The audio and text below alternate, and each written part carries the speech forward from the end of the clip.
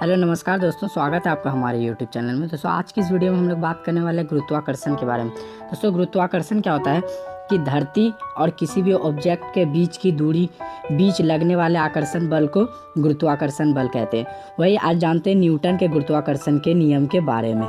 तो दोस्तों न्यूटन ने क्या कहा, तो किन्हीं दो पिंडों के बीच कार्य करने वाला आकर्षण बल पिंडों के द्रव्यमान के गुणनफल के अनुक्रमानुपाती तथा उनके बीच की दूरी के वर्ग के व्युत्क्रमानुपाती होता है।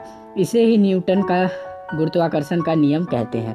दोस्तों देखिए एक बार, जैसे यहाँ देखिए, किन्हीं दो पिंडों के बीच कार्य करने वाला आकर्षण बल पिंडों के द्रव्यमान के गुणनफल के अनुक्रमानुपाती तथा उनके बीच की दूरी के वर्ग के व्युत्क्रमानुपाती होता है। दोस्तों ये रहा दो पिंड, तो इसको ऑप्शन मतलब उदाहरण के जरिए समझते हैं।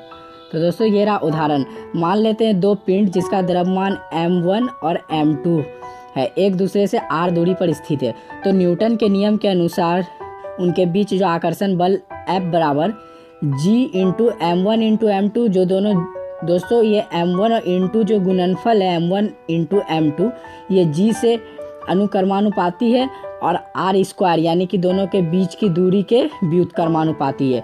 वही बात यहाँ पर न्यूटन साहब समझाए हैं कि किन्हीं दो पिंडों के बीच कार्य करने वाला आकर्षण बल पिंडों के द्रव्यमान के गुणनफल के अनुक्रमानुपाती तथा उनके बीच की दूरी के व्युत्क्रमानुपाती होता है, जिसे हमने उदाहरण के जरिए समझ लिया।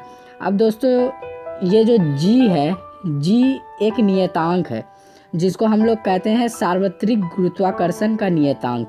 दोस्तों ये जो g देख रहे हैं आप, इसको कहते हैं हम लोग सार्वत्रिक गुरुत्वाकर्षण नियतांक, जिसका मान होता है 6.67 इंटू 10⁻⁻11 न्यूटन मीटर स्क्वायर पर किलोग्राम स्क्वायर होता है।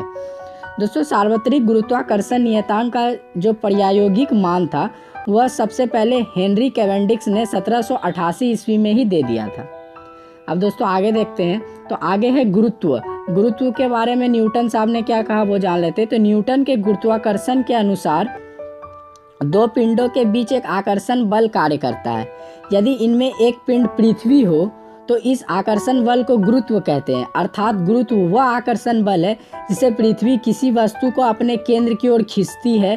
वह बल के कारण जो त्वरण उत्पन्न होता है उसे गुरुत्व जनित त्वरण कहते हैं, जिसका मान 9.8 इंटू 9.8 मीटर पर सेकंड स्क्वायर होता है। दोस्तों कोई अगर पृथ्वी है तो पृथ्वी के बीच कोई भी मतलब ऑब्जेक्ट आता है तो वह पृथ्वी अपने केंद्र की ओर आकर्षित करने लग जाती है, यही हुआ गुरुत्व।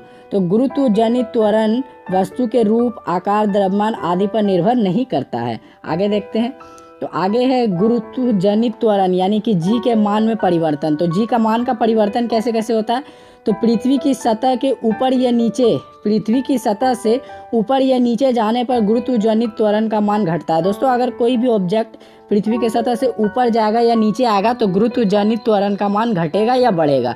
उसके बाद है ध्रुव, पृथ्वी के ध्रुव पर g का मान महत्तम होता है। दोस्तों ध्रुव क्या होता है, जैसे मान लीजिए ये पृथ्वी है तो पृथ्वी का ये वाला भाग और ये वाला भाग जो होता है वह पोल कहलाता है यानी ध्रुव कहलाता है। उसके बाद विषुवत रेखा पर g का मान न्यूनतम होता है। पृथ्वी के घूर्णन गति बढ़ने पर g का मान कम हो जाता है और पृथ्वी के घूर्णन गति घटने पर g का मान बढ़ जाता है। दोस्तों ये था गुरुत्व जनित त्वरण में परिवर्तन। अब देखते हैं आगे, तो आगे है लिफ्ट और पिंड का भार। लिफ्ट में पिंड का भार। दोस्तों जब लिफ्ट ऊपर की ओर जाती है तो लिफ्ट में स्थित पिंड का भार बढ़ा हुआ प्रतीत होता है। जब लिफ्ट नीचे की ओर आती है तो लिफ्ट में स्थित पिंड का भार घटा हुआ प्रतीत होता है। जब लिफ्ट एक समान वेग से ऊपर या नीचे गति करती है तो लिफ्ट में स्थित पिंड के भार में कोई परिवर्तन नहीं होता है।